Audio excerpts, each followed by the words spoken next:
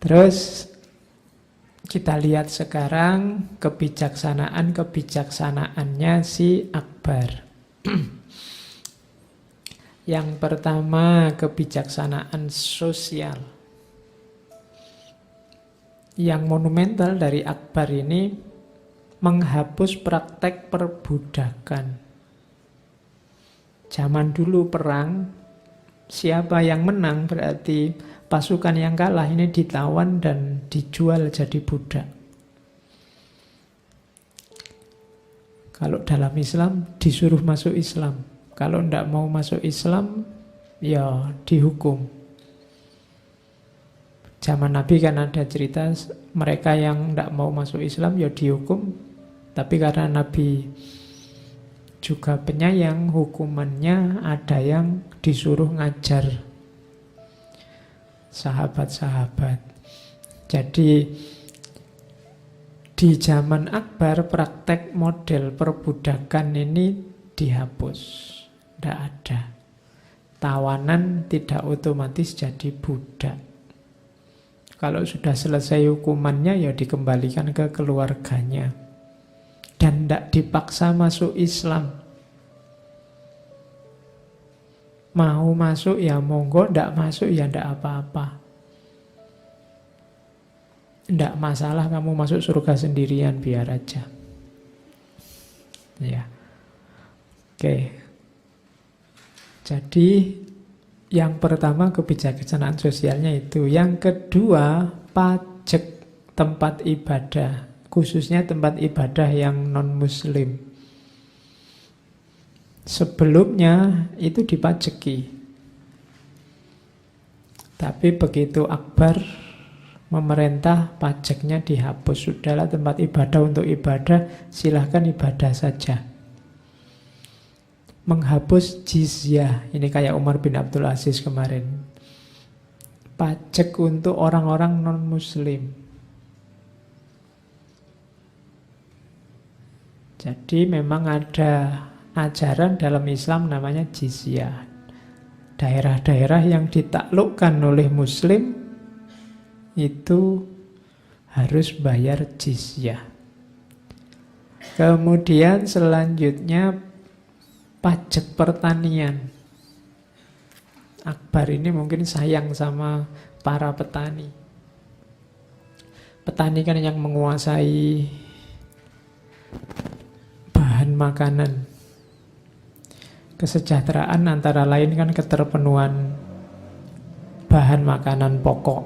Maka pajak untuk para petani dihapus biar petaninya semangat bertani. Jadi ini kebijakan-kebijakan yang meningkatkan kesejahteraan rakyatnya. Termasuk yang non-muslim. Islam atau non-Islam tidak apa-apa, sama-sama bebas pajak.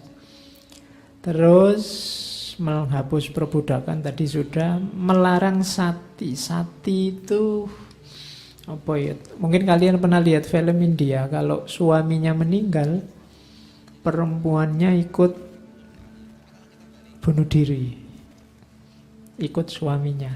Nah, itu ya kasihan sekali ya perempuannya. Padahal kalau perempuan meninggal, laki-lakinya nggak disuruh bunuh diri, laki-lakinya boleh kawin lagi. Tapi ada tradisi sati. Jadi kalau perempuan ditinggal mati suaminya, ya dia tetap harus ikut meninggal. Biasanya loncat ke atas api, lebih susah lagi itu. Kalau mati saja kan tidak masalah, itu disuruh membakar diri, oh itu lebih tragis lagi. Dan tradisi ini dilarang di zaman Akbar. Oke, ayo nanti kamu lihat film-film India zaman dulu tentang kerajaan-kerajaan, itu ada tradisi sati atau cerita-cerita wayang tertentu. Ada wayang yang masih asli India, ada model membakar diri. Terus ya karena kan suami istri itu kan harus sehidup semati.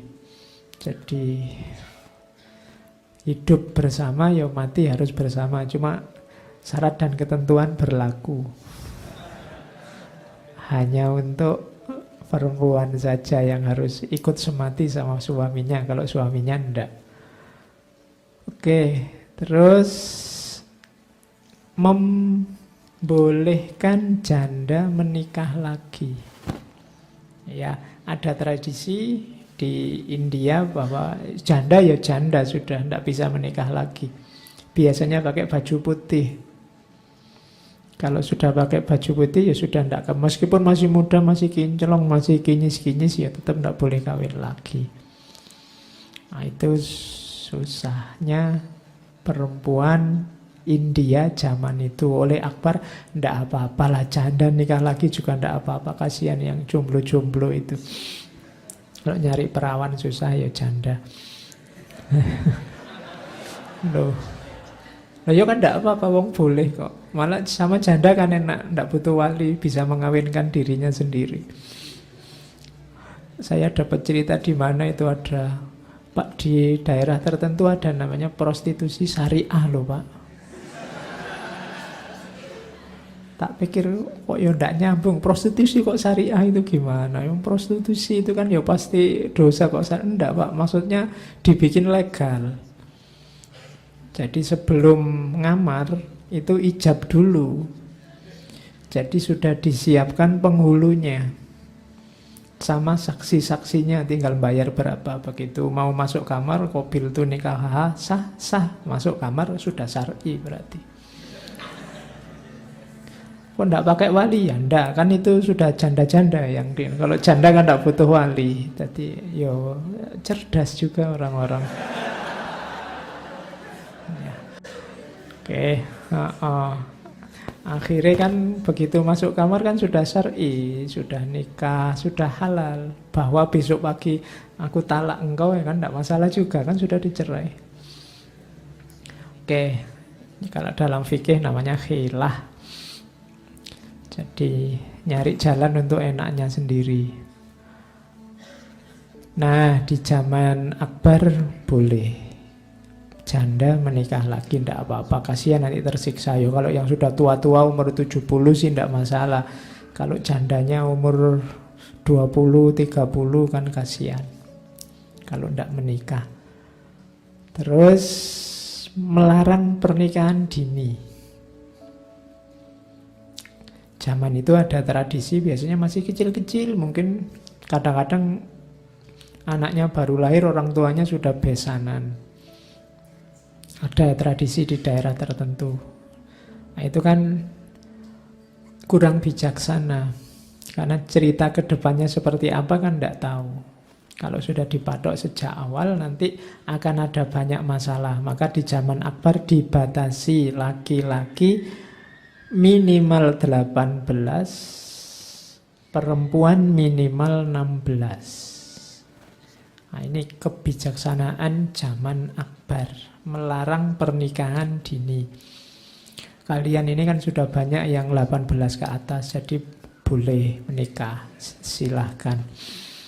Yang perempuan juga kan pasti sudah di atas 16, jadi sudah boleh. Bahwa tidak ketemu calon itu urusan lain. Tapi sudah sah, sudah boleh. Tidak boleh di bawah itu karena belum dewasa. Kalau belum dewasa ya nanti rumah tangganya susah dikembangkan. Orang yang belum dewasa itu kan ya pengambilan keputusan, interaksi bersamanya itu sering juga bermasalah. Jadi ini contoh kebijaksanaan Akbar di bidang sosial, kehidupan bersama.